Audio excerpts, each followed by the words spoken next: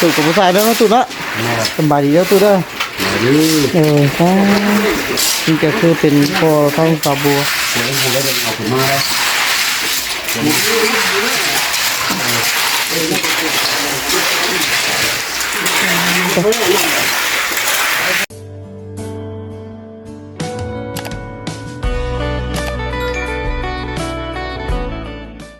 พ่อแม่พี่น้องให้เปิดผ่ามากันเนาะอยู่ที่เล่าหมูของเบาตาคือเก่าเนาะกับตะการสมัยดีบอกว่าเป็นพี่น้องภายในประเทศและนอกประเทศ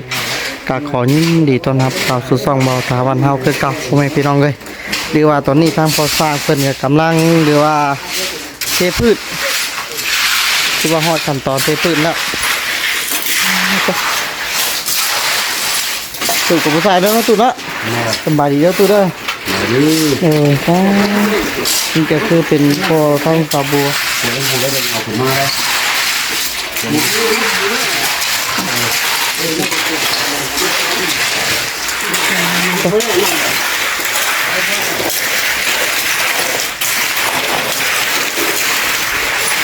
พี่ว่าลุงแม่นเอาเต่าทางนี้นู่นเอาทางค่อยพูด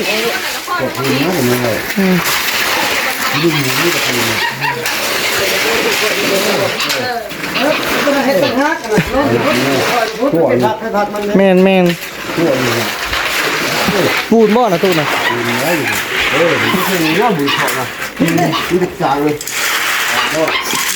จางบ่ลุงใช่ได้แล้วก็เป็นไงเนาะใบตักเอาแล้วเนาะตักเอาชอบแล้วครับตักเอา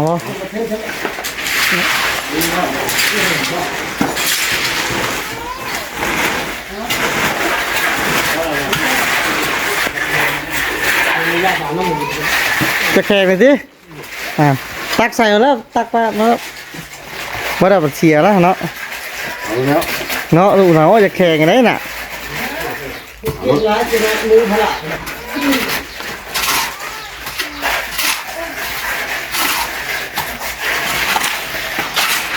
ปูนจางนะเอาปูนไปใส่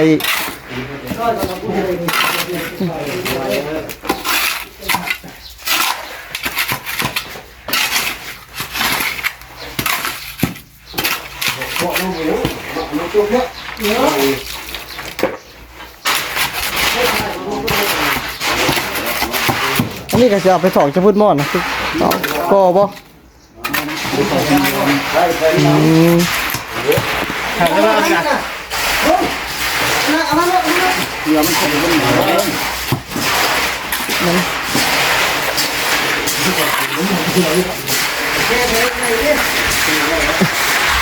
ถ่ายน้ำหน่อยเล่นน้ำบักท่วงผมแทนน้ำใหม่เขาใหม่ว่าตูนี่นะช่างมาด้วยนะกันนู้นแล้วที่ได้พอเท่าอยากเลยนี่ฮะเอาข้าวคั่วมาใส่ได้เลยใส่น้ำกินเลยที่พอน้ำกินจะเรื่องข้าวคั่วกว่าอะไรเนาะเพี้ยให้จ้ะเพี้ยมันบอกพ่อเพี้ยนี่บอกผมนะเพี้ยไม่ใช่ตาสิแต่นี่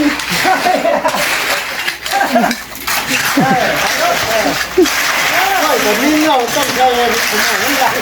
มีตัวเนาะ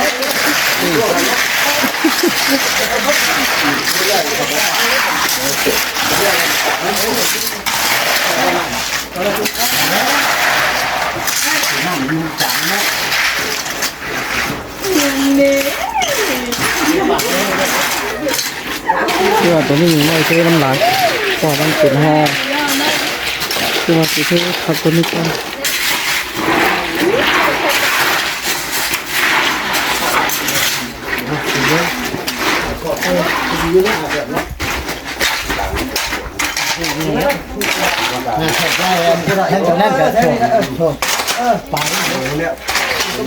เราต้องหกศพนะ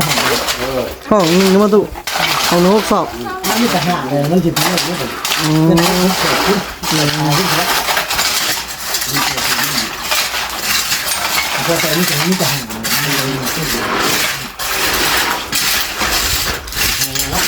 ง่ายๆนะ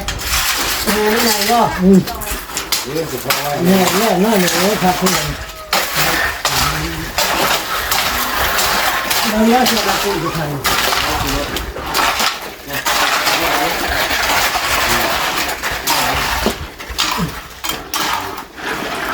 จับมาถึงจะเป็นไป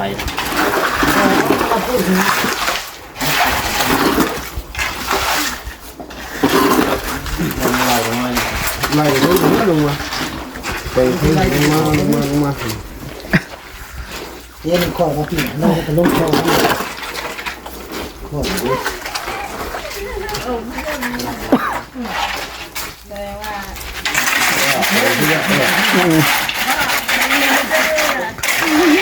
จักเส้นก็ลุงนี่ประมาณจักเส้นนี่มีงานว่ามาสิเป็นหนาเทิบซะเนาะยิงมาเกิดมันเกิดขึ้นหรือ จักเส้นเนาะ มันก็มา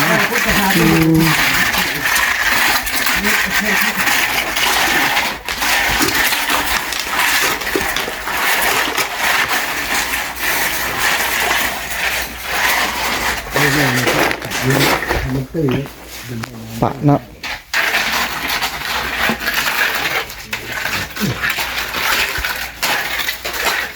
บืนนี่ก็เขาเหยียบได้แล้วเนาะตัวเนาะอืม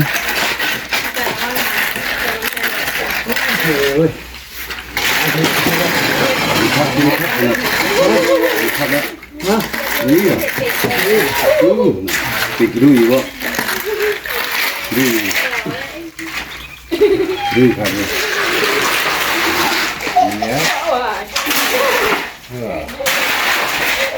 ต้องพักเด้อ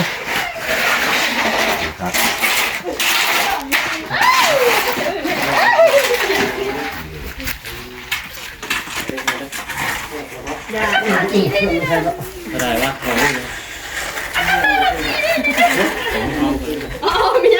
เอาห้องปุ๊บบ่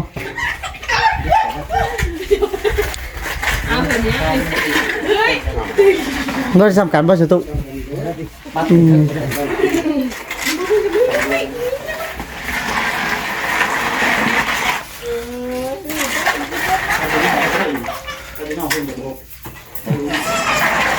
ปั่นเนาะ ลงที่ที่สามลงที่ รถคิด มาที่สามเมตรห้าใช่ไหม เป็นรถคิดเนี่ย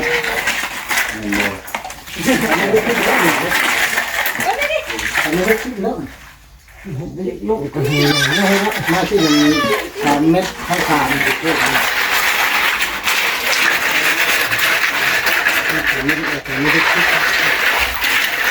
หมดวะ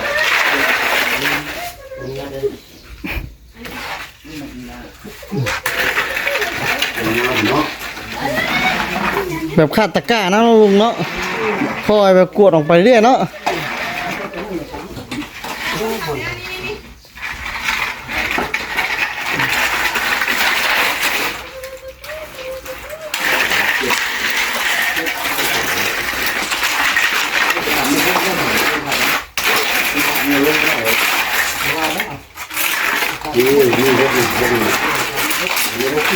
ที่นั่นน่ะเจออะไรดี อืม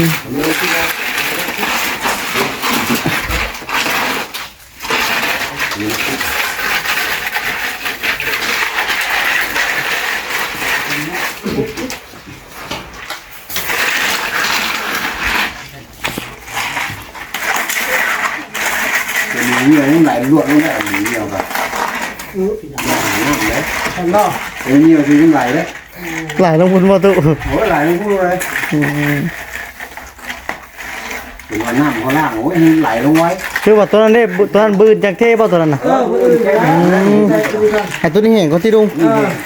ยืนเด็ก เขาเทพร้อมกันมันเทบ่ได้เนาะ ได้นะเอาเปลือกเก็บใส่ท่ออีก จะเอาไม้ออกมาได้ต้องโดมเนี้ย เราต้องเอาตัวนั้นออกกันเนาะ ดีกว่าเด็กนั่น ที่ได้หาตัดท่อมาเลยเนาะปุ๊บอันนั้นแค่ท่อพร้อมๆในบืนเนาะลุงเนาะ แห้งกูอย่างเงี้ย แห้ง มันแห้งโจ้ใช้ อืม พื้นแล้วมันแห้งโจ้ใช้ก็ได้อย่างของน้ำห้องนี้ อ๋อ ที่พื้นแล้วมันโจ้ใช้เป็นเพื่อนเขาโจ้ใช้เชื่อที่มันสูงกว่าเลยแล้วอย่างโจ้ใช้ เดี๋ยวทำนี่ก็เราดูที่พลาดนะครับโอเคมาว่าทำนี่ คักแล้วเนาะลุงเนาะหมูสิพระราชแกงฮักที่ลุงมันเกี่ยงหลายบ่ เขาไปขายแล้วเจอคนขายอาหารคนละ เบรกก่อนเนาะ บ่มันเกี่ยงกับครับอันหนึงเขาบ่ได้คัดมันเวลาเฮาล้างมันก็ง่ายเด้ทุก งั้น ค่ากันแบบกระป้องแป้งนะขี่มันลงไปหั่นนะล้างยากคือจังนี้ มันตกแต่งกับอะไรคนยาก อืม น้องบุญ ว่าสิดิ เดี๋ยวดูดิ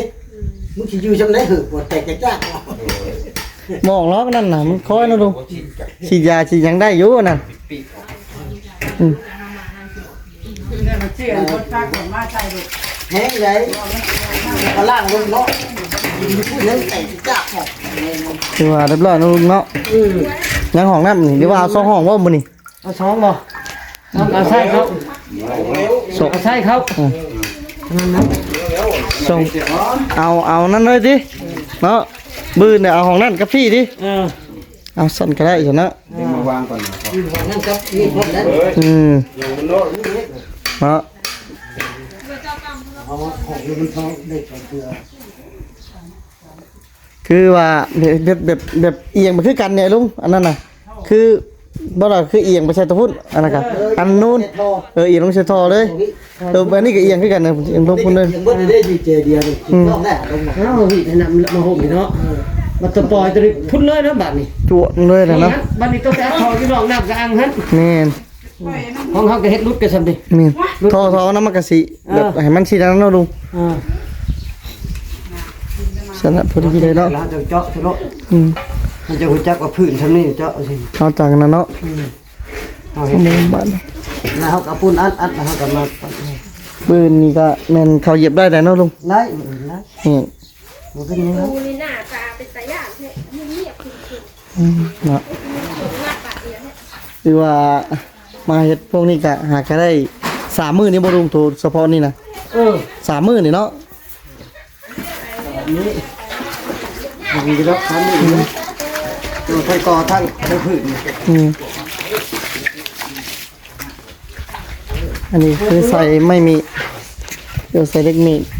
เพราะว่ากันพื้นเตะ เบรกยุ่งจับ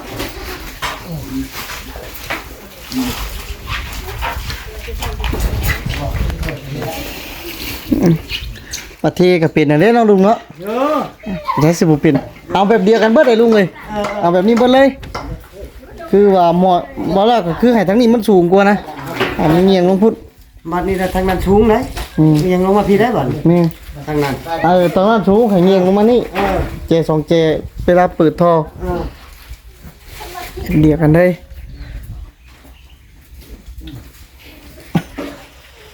จะได้สมุกปสบายดีเด้อทั้งสมุกผ่านดีบ่ สบายดี ถักแล้วนะถักอยู่สาบคนนี้ก็โอ้ขักเป็นยัง เห็ดมันจะทับแล้วเราทาไปยังมันได้มันสิ ทางงามเนาะมัน เลยบ่หามเอาก่อนสิ หรือว่าปูนนี้จูนี่เบิดเนาะลูกเนาะ สิได้ให้เพิ่นเอากินดินยังเข้าตอนนี้มันนี่เก็บปั๊บ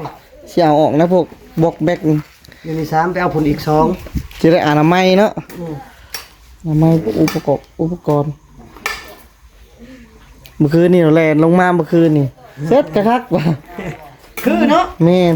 คืออีได ลมโอกมาเลย เพราะว่า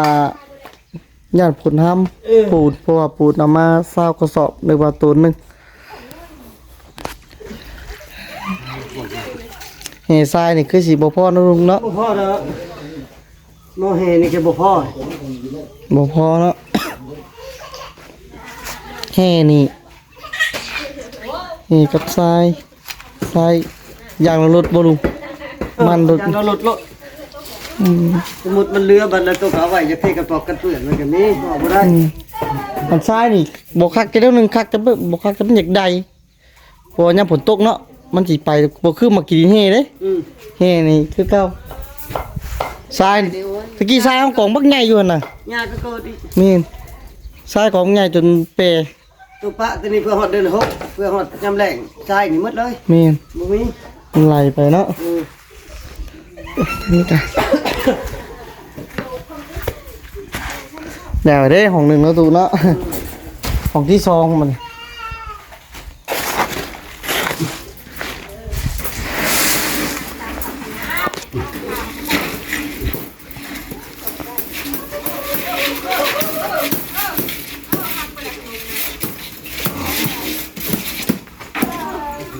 เขาจะต้องมาคนงู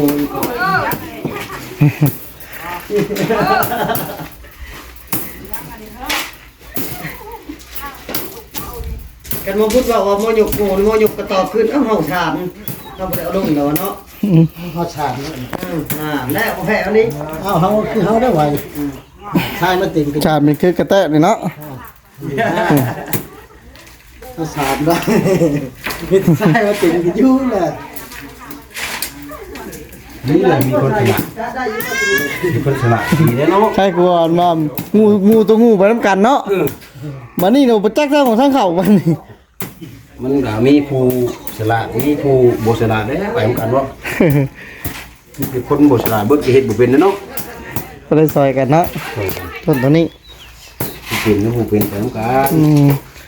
ดีว่าทางเฮซ้ายนี่กะบ่พอโอ้ยพี่น้องเลยดีว่าเฮ็ดไปนี่กะเบิดหลายพอสมควรอยู่ดีว่ารวมๆเบิดแต่ก็หากะเบิดไป27ล้านดีว่าตีรวมเบิด เขาโลด ดีว่าหลายพอสมควรโอเคเนาะพ่อแม่พี่น้องวันนี้ทั้งมาตากาสิได้ขอตัวจบคลิปลงเพียงตัวนี้เด้อทั้งมาตาบ่ผิดพลาดประการใดก็ขอโทษขออภัยนำพ่อแม่พี่น้องท่านนี้ทั้งมาตากาสิได้กลับคำว่าสำบายดี